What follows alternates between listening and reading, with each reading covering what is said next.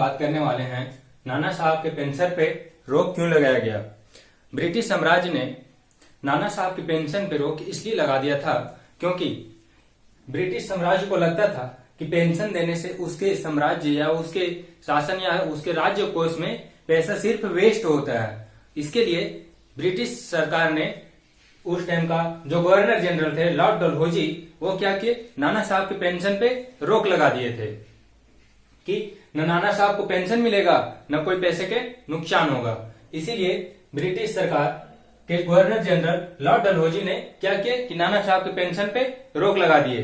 अब आई बात, भाई नाना साहब का पेंशन तो रुक गया, अब क्या था आर्थिक समस्या कि अवध का विलय। लॉर्ड डलहौजी ने क्या किया, अवध का विलय कर दिया। अवध का विलय 1856 ईस्वी में Bharat governor general Lord Dalhousie ने क्या किया, अवध का विलय कर दिया। उसको अवध को क्या किया, अपने अंदर मिला लिया। 1856 ईस्वी में अवध को अपने साम्राज्य यानी अर्थात ब्रिटिश साम्राज्य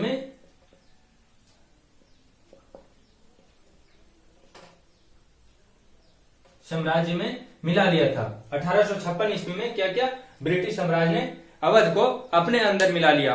अब वहां का जो क्या कहते हैं शासक था, वो उसका नवाब क्या नाम था, वाजिद अली शाह। अवध का जो अंतिम शासक था, अवध का अंतिम शासक कौन था, नवाब अली शाह।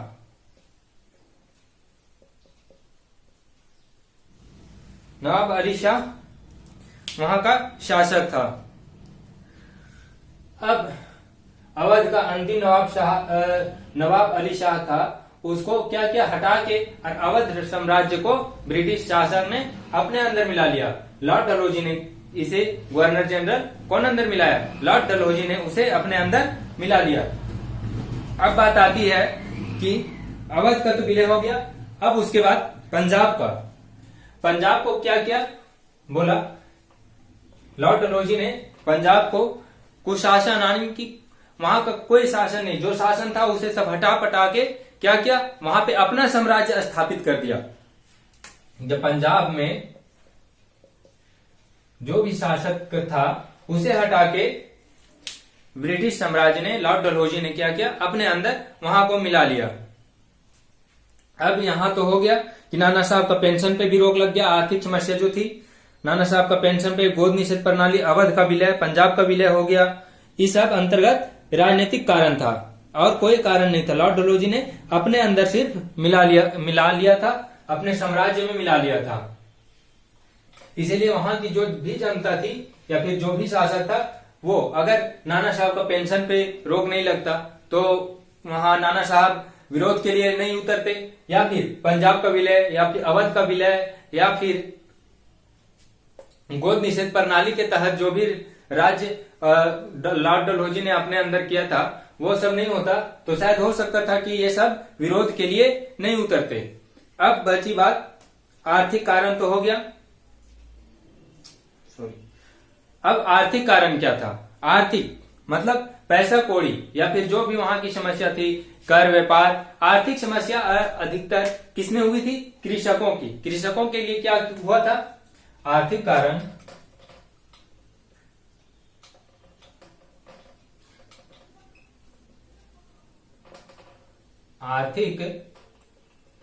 क्या था, कृषकों का कर, जो कर था उसे बढ़ा दिया, कर में वृद्धि। पहले कर भी नहीं लिया जाता था, एक तो कर लेना स्टार्ट कर दिया, दूसरे में कर में भी वृद्धि करते चला गया। दूसरा कारण क्या था आर्थिक में, ये क्या हुआ, जब कृषकों का वृद्धि, कर में वृद्धि हुआ, उसके बाद ईसाई मशीनरियों का आगमन।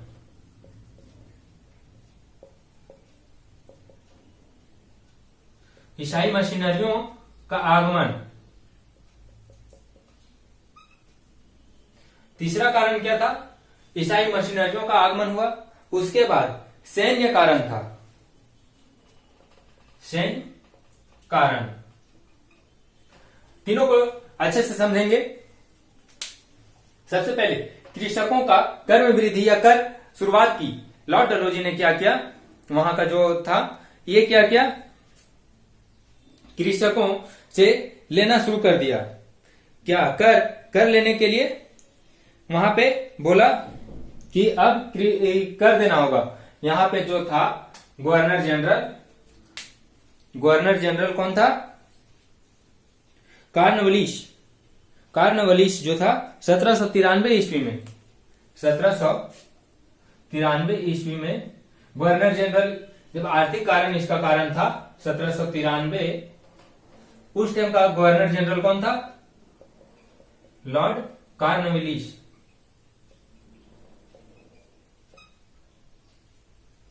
लॉर्ड कार्नवलिस था वहां का गवर्नर जनरल। ये क्या किया कि 1793 ईस्वी में कर को बुलाया, कर मतलब किसानों से कर लेने जाने लगा। यहाँ के किसान जो भी खेती वगैरह जो भी करते थे, जो भी कृषक थे, उससे कर लिया जाने लगा। अब हुआ ये तो कर में वृद्धि हुआ, इसीलिए सारे किसान क्या किए, विरोध के लिए उतर आए सड़क पे। जैसे अभी भी होता है ना कि कोई सरकार कुछ बात के लिए नहीं मान रही है तो क्या करता है स्टूडेंट या फिर कोई भी कि उसके विरोध के लिए प्रदर्शन करते हैं। तो उस टाइम क्या था, ये सब जितने भी कृषक थे, जितने भी किसान थे, वो सब विरोध के लिए 1793 ईस्वी में विरोध के लिए सब क्या किए, सड़क पे उतर गए। अब वहां के विरोध करने लगे। वहां का जो गवर्नर जनरल था लॉर्ड कार्नवलिस, उसके खिलाफ विरोध करने लगे। अब दूसरा जो बात आई, ईसाई मशीनरियों का आगमन। ईसाई मशीनरियों का आगमन इसलिए किया गया था क्योंकि जो भी मतलब हाथ वगैरह या फिर जो लघु उद्योग थे, उस सब की वृद्धि के लिए मशीन से उपयोग करने जाने लगे। सब कल कारखाने में मशीन लाने लगा। तो जो भी वहां पे मजदूर थे वो क्या करते, भाई अब कोई भी काम हो रहा है, 10 आदमी मिलके दिन में कोई सामान बना रहा है 100 पीस। अब मशीन क्या किया, अकेले आया 1 घंटे में ही 100 पीस बना दिया। टाइम की सबसे पहले बचत हुई, टाइम बचा, उसका एक्सपेंसेस बचा, खर्च बचा। इसके लिए क्या किया था ब्रिटिश सरकार ने कि वहां के मशीन अथवा मशीन वगैरह ला के प्रचार कर रहा था। कोई भी कारखाने में या फिर जो भी था उसमें उपयोग में ला रहा था। दूसरा क्या था कि ईसाई लोग को लगा कि नहीं, हमारे धर्म परिवर्तन में सब, और जो ईसाई में थे तो वो तो ठीक है, लेकिन जो अदर कास्ट के थे, अदर जाति के थे, उसे क्या लग रहा था कि नहीं, हमें है सो क्या ईसाई में परिवर्तन, धर्म परिवर्तन किया जाएगा। इसलिए वो सब क्या किए कि इसके विरुद्ध हो गए। क्या करने लगे कि वहां के जो सरकार थी या लॉर्ड कार्नवलिस गवर्नर जनरल थे, उसके खिलाफ विरोध करने शुरू कर दिए। सैन्य कारण क्या था, सैन्य कारण जितने भी भारतीय सैनिक थे ब्रिटिश शासक में जो भी थे, उस सबको कहीं भी डाक सुविधा या फिर कोई चिट्ठी वगैरह भेजनी होती थी, उसके लिए कोई शुल्क पहले नहीं था। जब लॉर्ड कार्नवलिस आया उस टाइम से ये क्या किया कि 2 पैसे का डाक शुल्क लगा दिया। पहले तो कोई भी सैनिक थे उसे कोई दिक्कत नहीं थी, कहीं से भी अपने, जैसे कि हम ही हैं, कोई ब्रिटिश शासन में काम कर रहे हैं, सैनिक हैं, तो हमें चिट्ठी भेजना है घर में, तो क्या करते थे, डायरेक्ट चिट्ठी लिखे और भेज दिए, उसके लिए कोई भी पैसे नहीं लगते थे। लेकिन उस टाइम लॉर्ड कार्नवलिस ने क्या किया कि नहीं, यहाँ 2 पैसे का डाक शुल्क लगा दिया। अब हमें चिट्ठी भेजनी है तो उसके साथ 2 पैसे का डाक शुल्क लगाना है। और जो भी अंग्रेज सैनिक थे उसे कुछ भी करने के लिए कोई भी शुल्क नहीं लगाया जाता था। जैसे कि उसे चिट्ठी भेजनी है कहीं भी तो उसके लिए कोई शुल्क व्यवस्थित नहीं थी। और इसमें सिर्फ भारतीय सैनिकों के लिए ही लागू किया गया था। सैन्य कारण में था कि सिर्फ भारतीय सैनिकों के लिए 2 पैसे का डाक शुल्क लगाया गया था। अब बात आई, चलिए आर्थिक कारण तो हो गया, अब सामाजिक एवं धार्मिक कारण क्या था। सामाजिक एवं धार्मिक कारण था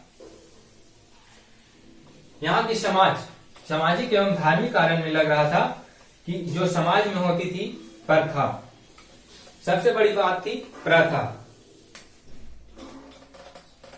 सामाजिक एवं धार्मिक, सामाजिक एवं धार्मिक कारण क्या था 1857 में। अगर आपने पहला वीडियो नहीं देखा है, मेरा कल का वीडियो जो था वो अगर नहीं देखा है तो डिस्क्रिप्शन में लिंक दिया हुआ है, वहां से जाके देख सकते हैं। सामाजिक एवं धार्मिक कारण क्या था? सामाजिक पहला कारण यह था कि जो प्रथा होती है, प्रथा, और दूसरा क्या था? वही जो इसके पिछले बार में पढ़ा है, ईसाई मशीनरी, ईसाई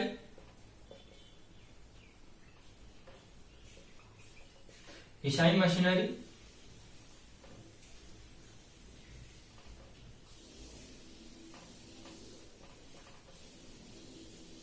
ईसाई मशीनरी प्रथा, जो भी प्रथा होती थी, जैसे कि विधवा प्रथा या विधवा पुनर्विवाह या जो भी बोल सकते हैं, वो क्या हुआ उस टाइम बंद कर दिया गया।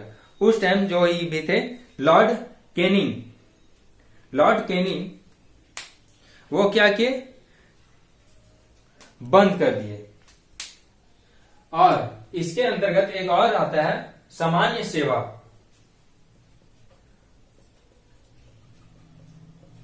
सामान्य सेवा प्रथा जितनी भी थी वो बंद हुआ, पहला कारण।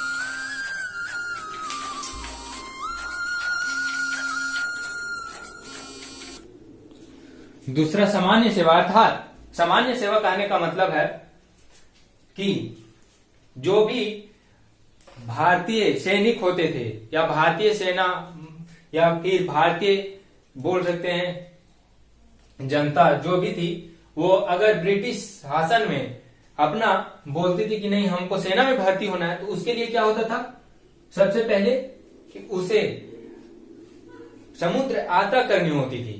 समुद्र यात्रा अर्थात पहले के जमाने में समुद्र यात्रा का मतलब होता है कि उसे एक विरोध, मतलब क्या कह सकते हैं, देशद्रोह के रूप में माना जाता था। अगर कोई समुद्र यात्रा पे गया तो उसे देशद्रोह के रूप में माना जाता था। अब कोई भी समाज से या फिर हमारे कोई भी जाते थे, अगर उसे सेना में भर्ती होता है उसे समुद्र यात्रा पे जाना पड़ता था। और समुद्र यात्रा का मतलब इसमें था कि कोई भी व्यक्ति अगर समुद्र यात्रा करके आता है तो उसे सबसे पहले समाज से निष्कासित किया जाएगा, समाज से निकाल दिया जाएगा, निकाला जाएगा, उसे जाति धर्म से निकाला जाएगा।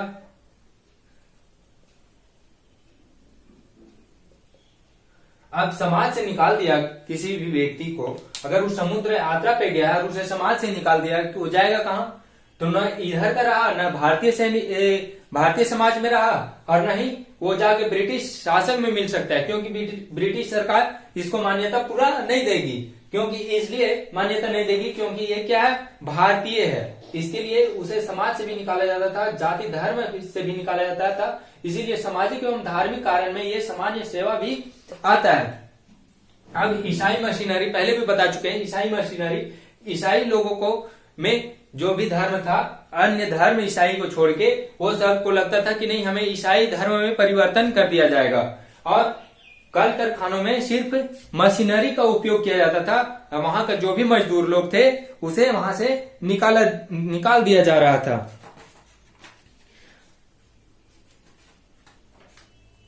अब बात आती है, ये सब तो विरोध हो गया पूरा। अब विरोध का परिणाम क्या हुआ था? जब पूरा विरोध छिड़ गया, उसके बाद विरोध में क्या परिणाम हुआ, विरोध का स्वरूप क्या हुआ, विरोध का परिणाम क्या हुआ? सबसे पहले देखेंगे विरोध का स्वरूप, कि विरोध का स्वरूप में क्या हुआ। विरोध के स्वरूप में यह हुआ कि वहां की जो ब्रिटिश शासक की थी रानी, वहां की जो रानी थी, रानी का नाम था क्या?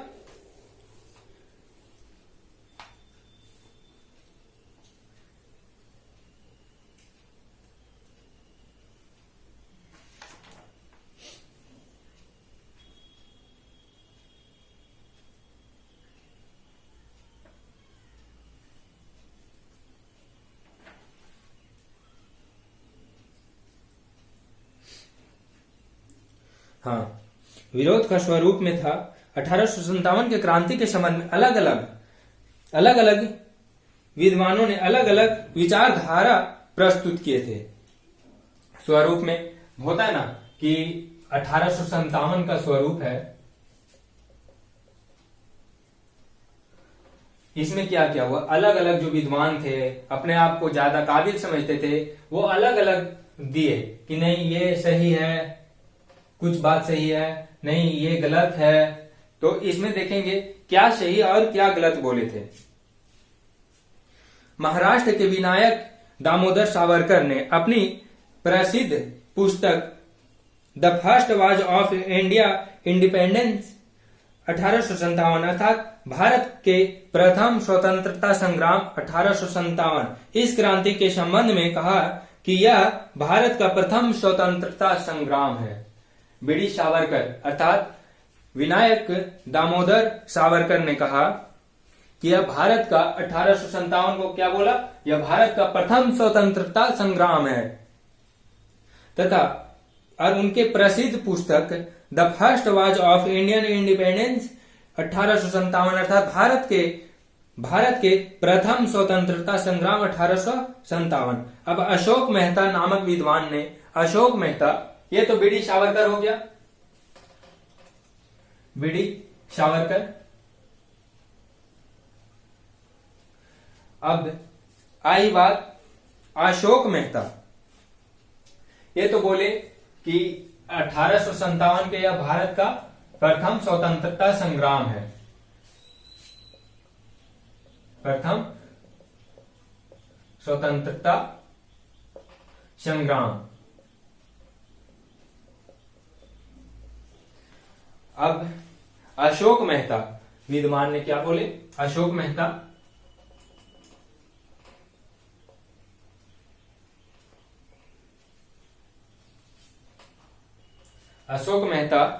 क्या बोले कि विनायक दामोदर सावरकर अर्थात बीडी सावरकर के कथन से ये समर्थक थे। ये ने बोले कि नहीं, ये जो बीडी सावरकर जी बोले हैं वो कथन बिल्कुल सही है। इसी तरह अन्य विद्वानों ने भी अपना अपना कथन प्रस्तुत किया था। इसमें ज्यादा नहीं देखना, ये कुछ खास नहीं है। अब देखेंगे विरोध के परिणाम क्या हुए थे। जब विरोध का स्वरूप हुआ, स्वरूप में अपने अपने विद्वानों ने जो अपने आप को बोलते थे कि हम ये हैं वो हैं, वो सब अपना अपना बात बोले कि ये 1857 की प्रथम क्रांति है, ये यहाँ है बाएं है, कुछ भी बोल दिए। लेकिन विरोध के परिणाम देखेंगे, ये मेरे लिए कोई ज्यादा मायने नहीं है, इस पे ज्यादा ध्यान नहीं देना है। अब विरोध के परिणाम में क्या हुए, विरोध का परिणाम,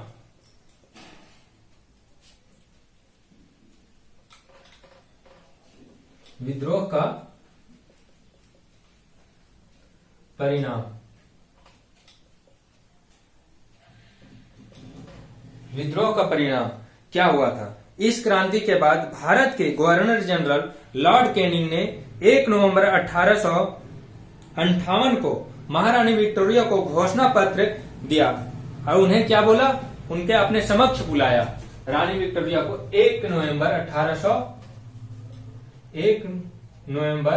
1858 को कहा कि ब्रिटिश शासक की रानी, ब्रिटिश शासक की रानी, ब्रिटिश शासक की रानी कौन थी, रानी विक्टोरिया, रानी विक्टोरिया।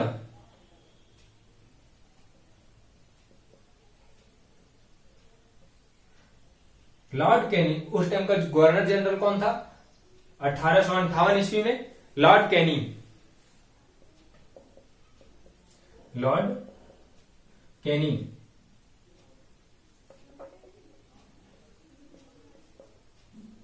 लॉर्ड कैनिंग ये क्या भेजे, घोषणा पत्र में ब्रिटिश शासक रानी विक्टोरिया को घोषणा पत्र दिए, बोले कि यहाँ पे भारत में कुछ अच्छा नहीं चल रहा है, इसलिए उन्हें बुलाए, रानी विक्टोरिया जी को बुलाए। कहां पे, भारत में। अब बुलाए तो आए रानी विक्टोरिया, बोले क्या बात है भाई, क्या हुआ, यहाँ क्या चल रहा है।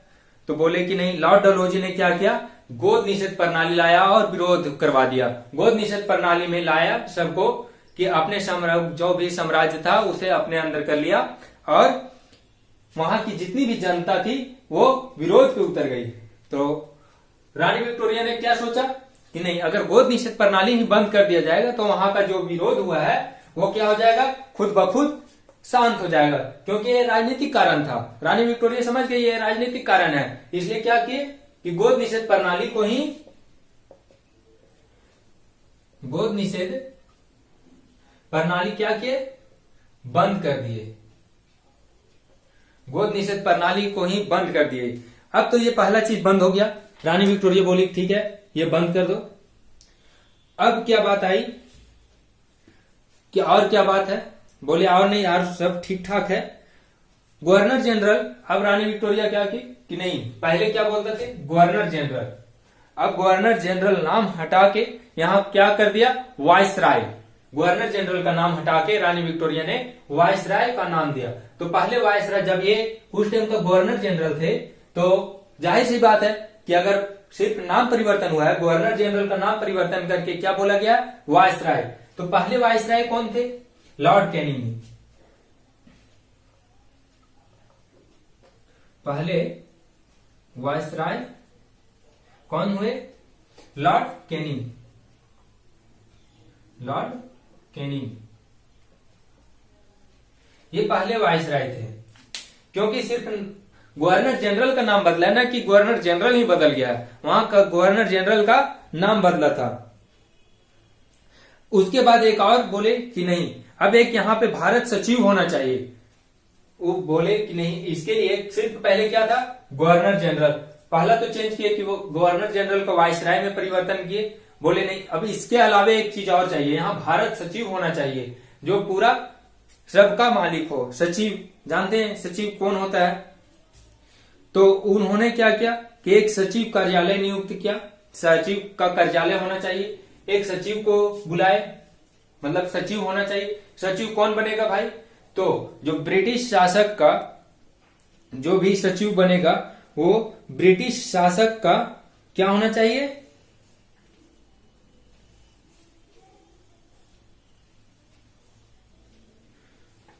कैबिनेट मंत्री। मतलब जो भी सचिव बनेगा, भारत सचिव, वो ब्रिटिश शासक का कैबिनेट मंत्री ही बनेगा। एक तो यहां पे ये हो गया, और इसका मुख्यालय कहां पे था, लंदन में। भारत सचिव का मुख्यालय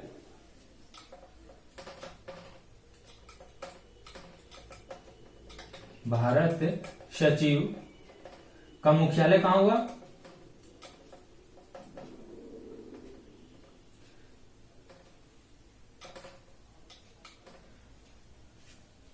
मुख्यालय लंदन में।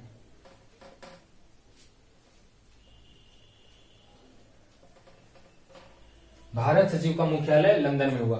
अब भारत सचिव कौन बनेगा, भारत सचिव कौन बनेगा, तो जो ब्रिटिश शासक का कैबिनेट मंत्री रहा होगा। अब भारत मतलब ब्रिटिश शासक का, ब्रिटिश शासक का कैबिनेट मंत्री,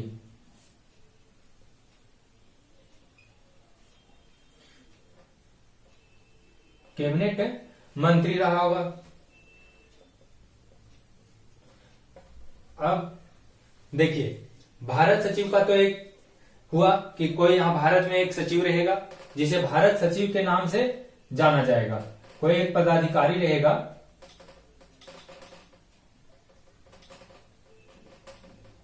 पदाधिकारी, उसे क्या नाम से जाना जाएगा, भारत सचिव के नाम से। भारत सचिव का मुख्यालय कहां होगा, लंदन में। डायरेक्ट ये रानी विक्टोरिया इसे गाइड करेगी।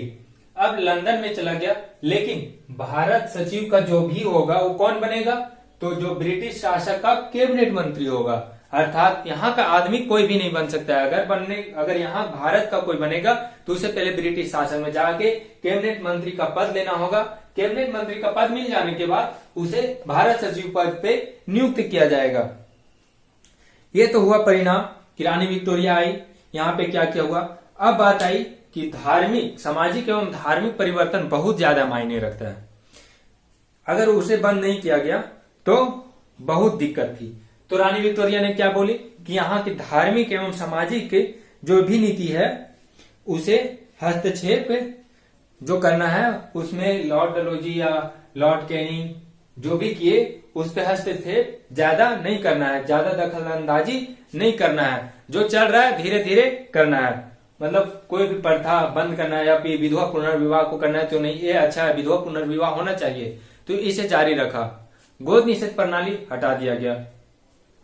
और भी सामाजिक एवं धार्मिक ईसाई मशीनरियों के बारे में प्रचार प्रसार किया गया कि ईसाई मशीनरी आखिर में क्या है, उसके बारे में बतलाया गया। अब तो यह हो गया स्वरूप, परिणाम क्या हुआ। हम जान गए कि विरोध का स्वरूप क्या था, विरोध का परिणाम क्या था। अब जानेंगे असफलता, क्योंकि हम अच्छी तरह से जान रहे हैं कि विरोध के परिणाम में ही कि यहाँ पे जब अभी तक रानी विक्टोरिया अर्थात लॉर्ड कैनिंग ये सब चल रहा है तो हम लोग सफल नहीं हुए हैं। अब देखेंगे कि 1857 की क्रांति में हमें सफलता क्यों नहीं मिली, आखिर क्या बात थी जो हमें 1857 की क्रांति में इतना जोर शोर से सब जगह पे हंगामा हुआ, सब जगह पे विरोध हुआ, तो वहां पे देखेंगे कि क्यों हमें सफल नहीं मिली। उसी टाइम हमें आजादी मिल जाती, स्वतंत्रता, अगर भारत देखा जाए तो भारत का प्रथम स्वतंत्रता संग्राम था, उसी टाइम हमें आजादी मिल जाती, लेकिन ऐसा क्यों नहीं हुआ, रीजन क्या था, कारण क्या था। अभी हम देखेंगे कि क्या बात हुई थी 1857 की क्रांति में, ये क्या हुआ था जो हमें असफल हो गए, सफल क्यों नहीं हुए थे। 1857 में हम असफल का कारण क्या था, 1857 की क्रांति की असफलता,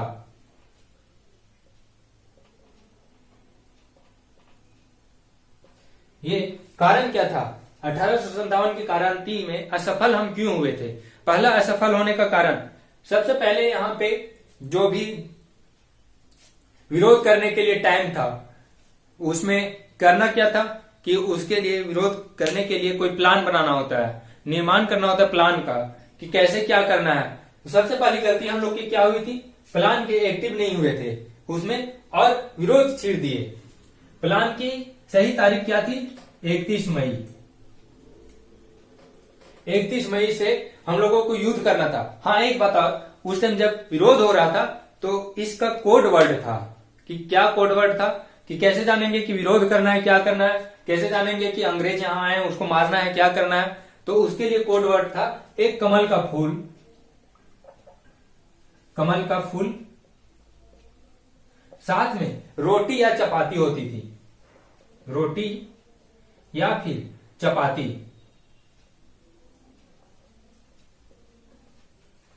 रोटी या चपाती होती थी। अब देखेंगे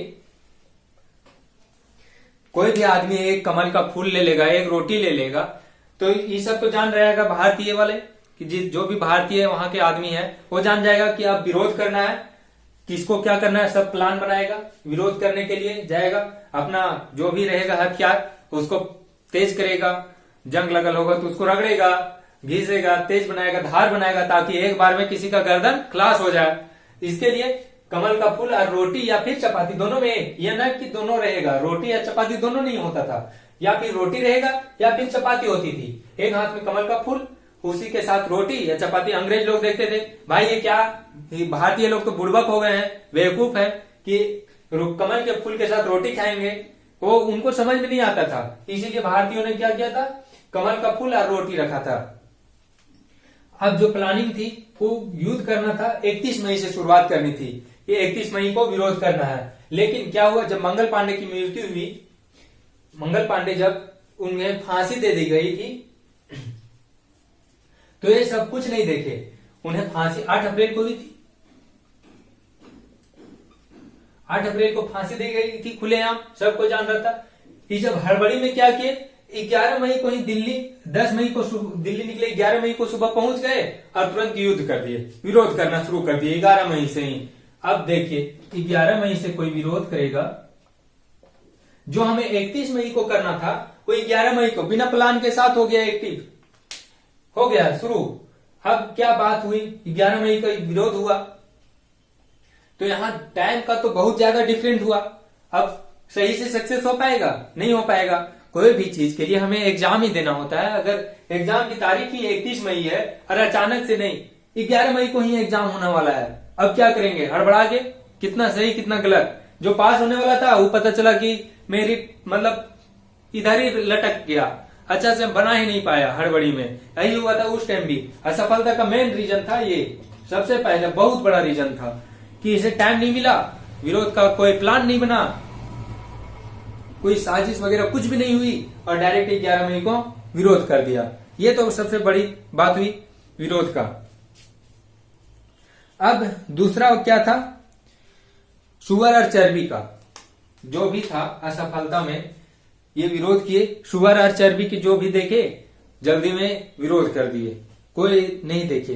दूसरा कारण था ये 11 मई को कहां पहुंचे थे, दिल्ली। 11 मई को कहां पहुंचे, दिल्ली। दिल्ली के अंतिम मुगल बादशाह कौन था, बहादुर शाह जफर। अंतिम मुगल बादशाह बहादुर शाह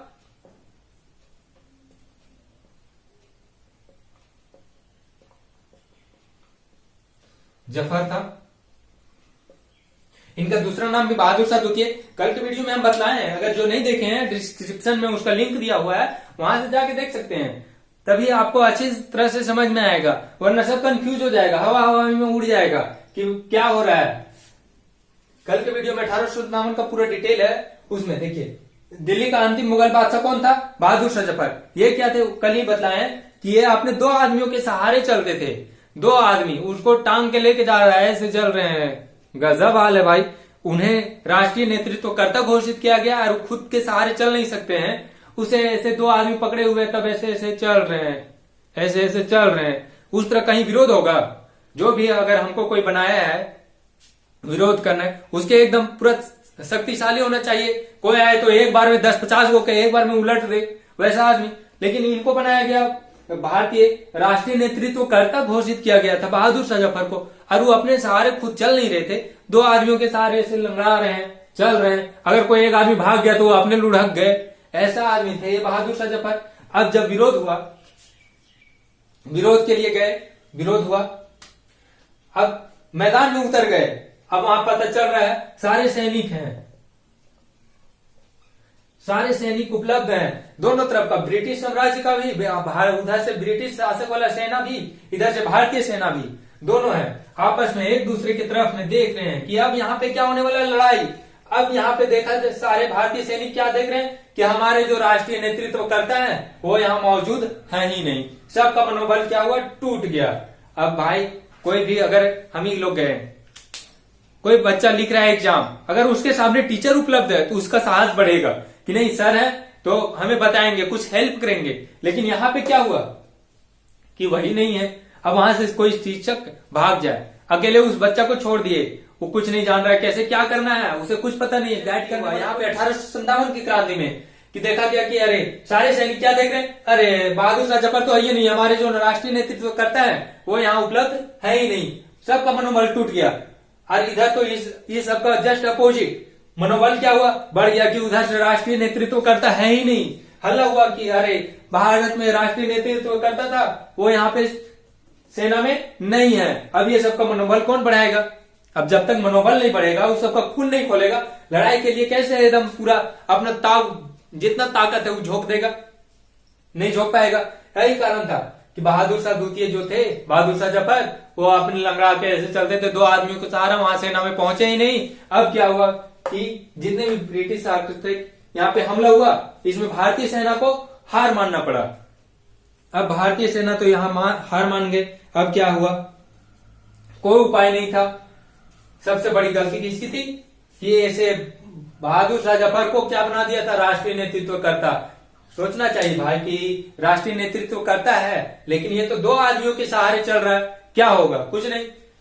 अब तीसरा कारण जो था वो सीमित क्षेत्र में फैला था। तीसरा जो कारण था वो 1857 की क्रांति का बहुत कम क्षेत्र में फैला हुआ था। जो विरोध हुआ था 1857 में, तीसरा कारण मेरा क्या था, सीमित क्षेत्र में ये विरोध फैला था।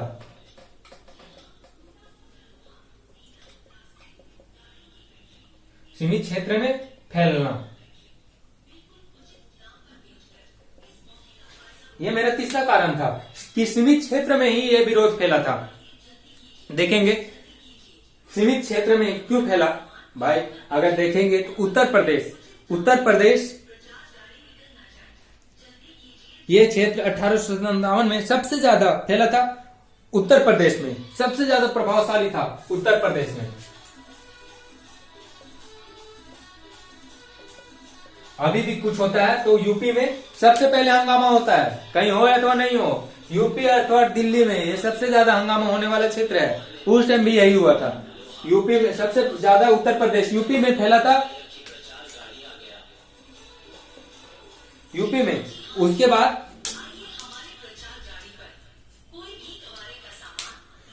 बाद ये दिल्ली, मध्य प्रदेश, हरियाणा, आसाम, पश्चिम बंगाल इत्यादि क्षेत्रों में फैला हुआ था। दिल्ली, मध्य प्रदेश, हरियाणा, आसाम। देखिए इसी के अलावा थोड़ा सा कम, इससे थोड़ा सा कम दिल्ली में फैला था। उसके बाद मध्य प्रदेश, उसके बाद आसाम, मध्य प्रदेश, दिल्ली, आसाम, हरियाणा एवं पश्चिम बंगाल। हरियाणा एवं पश्चिम बंगाल।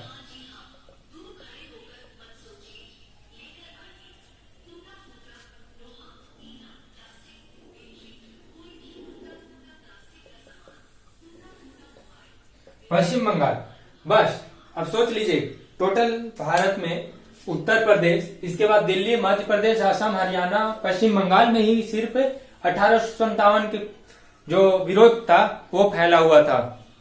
यहीं पे सबसे ज्यादा प्रभावशाली थी इसमें। अब इतना सिर्फ फैलने से पूरा भारत को क्या आजादी मिल सकती थी? भारत स्वतंत्र हो सकता था? नहीं। अब यहाँ पे इतना ही फैला हुआ था।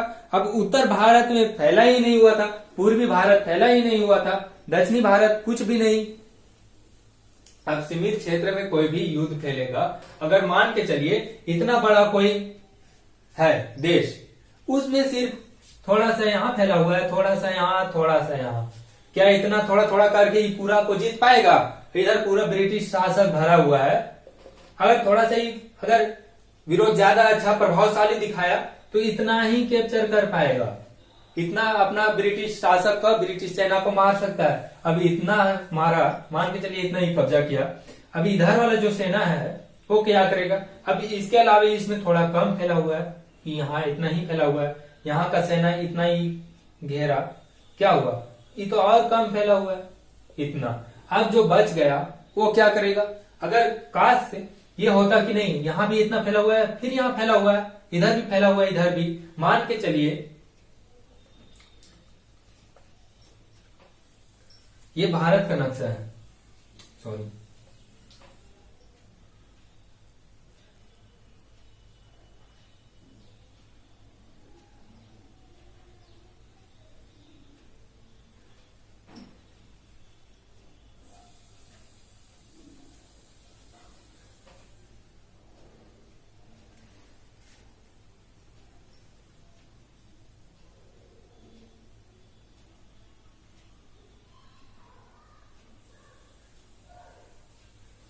मान लीजिए भारत का, हमें आता अच्छा से नहीं है बनाने। देखिए दिल्ली यहाँ सेंटर पे, यहाँ थोड़ा सा फैला हुआ है। उत्तर प्रदेश भी जस्ट यहीं बगल में यहाँ फैला हुआ है। आसाम एवं हरियाणा, हरियाणा इधर है, इधर, यूपी भी इधर। अब देखिए पश्चिम बंगाल एक इधर है, यहाँ पे, इधर पश्चिम बंगाल। अब इतना सा फैलने से, एक दो इधर इधर, इतना सा फैलने से पूरा भारत पे तो कुछ नहीं होने वाला है। क्या होगा? कुछ भी नहीं। इसी यही कारण था कि हमें पूरा 1857 में ही पूरा सफल नहीं मिले, असफल हो गए। सबसे बड़ी कारण तो थी बहादुर शाह जफर का, वहां पे मुगल शासक में थे, ये दो आदमी लंगड़ा के ऐसे ऐसे चलते थे, वो कारण हुआ। दूसरा सीमित क्षेत्र में फैला, दूसरा कारण था। प्लस में सही समय पर यह भी नहीं हुआ। और एक कारण था, जो भी भारतीय सैनिक के पास थे हथियार वगैरह, वो सारे क्या थे? जंग लगे हुए थे, सारे पुराने हुए जंग हथियार थे ये सभी के पास। भारतीय सैनिकों में हथियार जो भी थे, भारतीय सेना में हथियार क्या थे? सारे पुराने एवं जंग लगे हुए थे। भारत में पुराने हथियार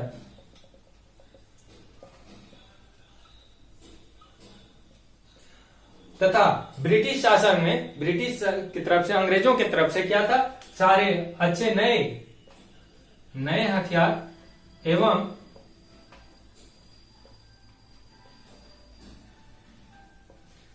एवं तोप वगैरह भी थे साथ में। तोप ही सब थे। अब इधर से तो जंग लगा हुआ हथियार है भाई, कोई मारेगा ढुचुम ढुचुम जा रहा है। अब उधर से तोप आ रहा है, बड़ा बड़ा गोला आ रहा है, एक बार में 50 गो साफ हो गया। क्या होगा? ये सब असफलता का ही कारण है। अगर काश उस टाइम हमारे पास हथियार होते, बहुत सारे हथियार होते, तोप वगैरह होते, तो जिस तरह उधर से हो रहा था लड़ाई, उसी तरह से इधर से होता, तो आज हमारे 1947 का वेट करना होता, 1857 में हमें आजादी मिल जाती। लेकिन ऐसा नहीं हुआ था, हमारे पास पुराने हथियार थे और उधर ब्रिटिश शासन में नए नए हथियार उपलब्ध थे। यही कारण था क्या कि हमारे पास जो युद्ध में जंग लगा हुआ, मार रहे, जबे नहीं कर रहा है गोली, इधर ही लटक रहा है। क्या हो रहा है? जा ही नहीं रहा है भाई, जंग लगा हुआ है, उसे साफ करो, रगड़ो, डालो। और उस सब के पास क्या था? नया नया हथियार था, एक से एक हथियार था उस सब के पास। अब मार रहा है, एक बार भी छोड़ा 2-3 गो जा रहा है। इसी तरह, इसी कारण था कि हमारे 1857 में आजादी नहीं मिल पाई थी, असफल हो गए थे। चलिए, ये तो मेरा हो गया 1857 की क्रांति, पूरा डिटेल पढ़ लिए। विरोध कैसे हुआ, सबसे पहला कारण क्या था, विरोध का स्वरूप क्या था, विरोध में सफल क्यों नहीं हुए, सारे कुछ पढ़ लिए। अब बात आई, जब जान गए कि अब ये नहीं हो सकता है, 1857 में हमें आजादी नहीं मिली, विरोध हमने क्या क्या देखा? सबसे पहले हमने क्या क्या देखा है 1857 की क्रांति में?